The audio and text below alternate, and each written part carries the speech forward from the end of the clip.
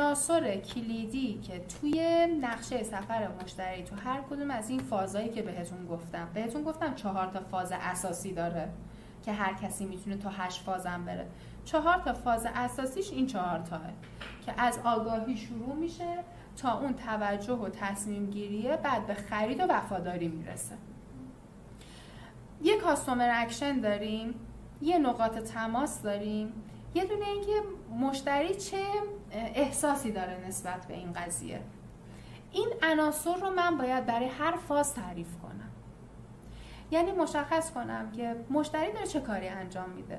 تو مرحله سرچ محصوله، تو مرحله اینه که سایت منو میخواد ببینه، یا تو مرحله خریده. برای هر کدوم باید تصمیم جداگانه بگیرم، پیج جداگانه، هدف جداگانه تعریف کنم.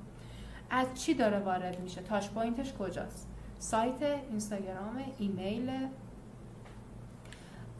خیلی راضیه، خیلی هیجان زده است، مشکوکه، هنوز نمیدونه میخواد چی کار کنه، شک داره، من شکش رو باید درست کنم، دوستش باید شکش رو درست کنه.